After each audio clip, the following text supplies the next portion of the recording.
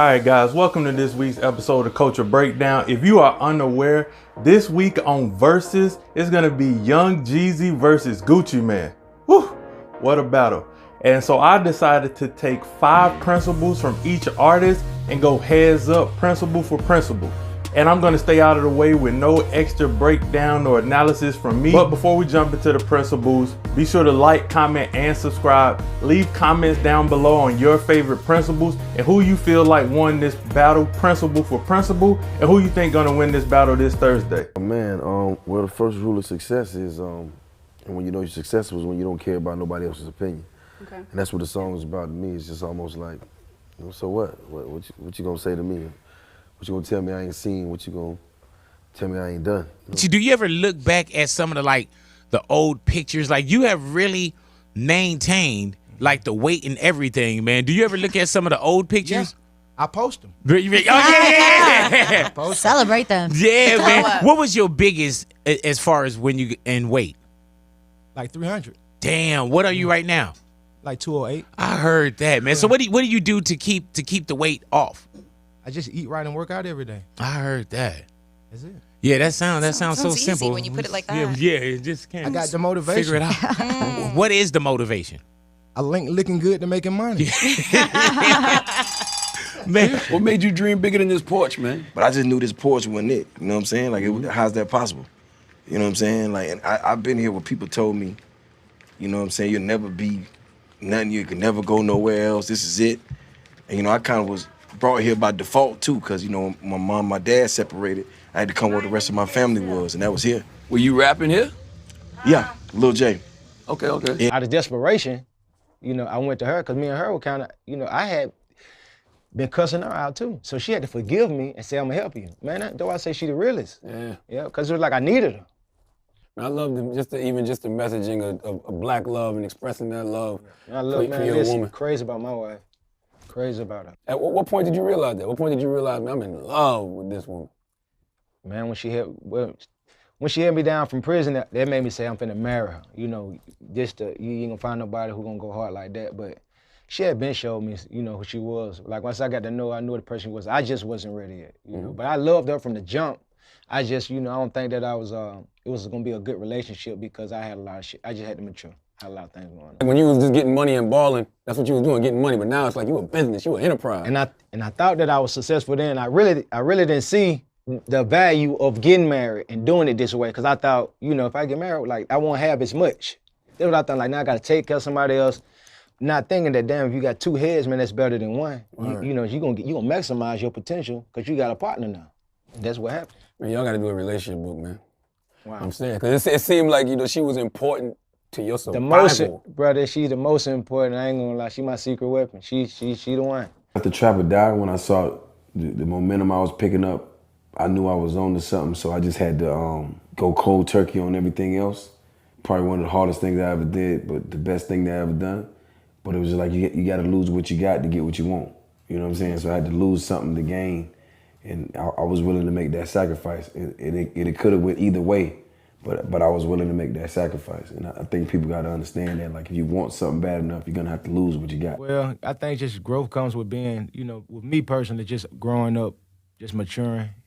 You ain't the same person you were 25 when you're 35 to me being 39. You know what I'm saying? I guess I bumped my head enough till I had to just like really reevaluate stuff and saying like, why are you making mistakes and what's gonna keep you from making them again? And you know, you don't got nobody. Got to be aware of what's going on. So I knew my flaws. I knew my hurdles I had to jump.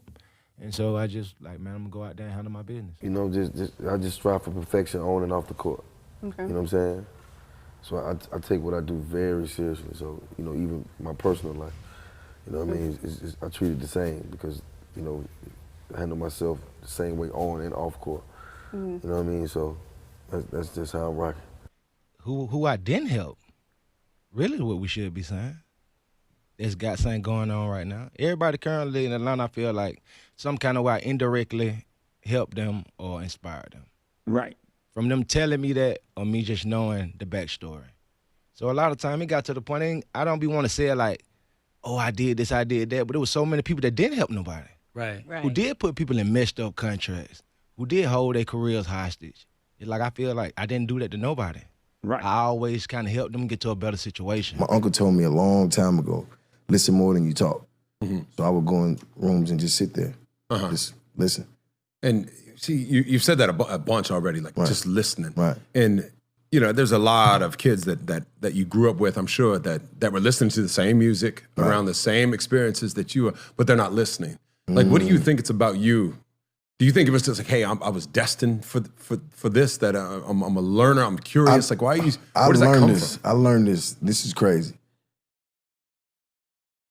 With me, I have to, if I can't go in a situation and walk away with something, like if I can't sit down with somebody having a conversation and feel like I walked away with something, or if I can't be in a relationship that I feel like mentally I get something, I just can't deal with it.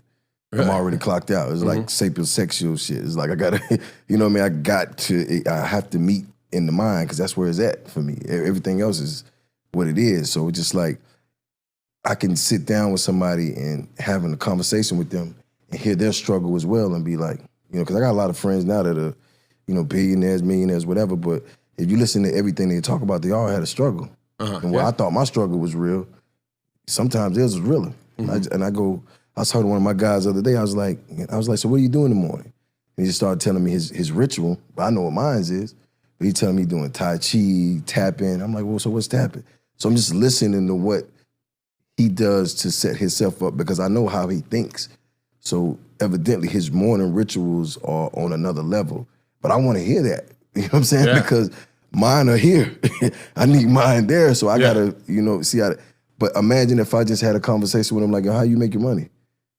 And then it stops there. My dad and my mom got divorced when I was 16. As soon as she divorced him, man, he fell off so bad. Fell off like wet weed, man. I'm talking about over with, man. And that just watching that, like, man, I don't want to make the same mistakes my father made. And you don't want to hurt your woman like that. Because you fail. If you fail, I don't care what you say, you get divorced, you have failed that marriage, you failed at something. You know, I ain't get started this shit to fail. My shit ain't gonna fail. Right. I'm gonna do what you got to be responsible, man. Don't do nothing you can't, don't commit to nothing that you ain't gonna be responsible for. If you take a job, do the job. Do it with effort. Don't take no job and then you don't feel like you wanna go to work. Don't work there. Cause if I'm, me, everything I do, I just like, I wanna come.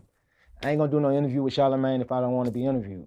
If you don't wanna be interviewed, you feeling bad, don't come. If you don't wanna be with that girl, you feel like you get married, like everything you gotta be, just be self-aware, man. That's what I be telling everybody. Push yourself to be super self-aware. Thank you guys for watching this week's episode of Culture Breakdown. We are back in the groove of things. And until next week, I'm out.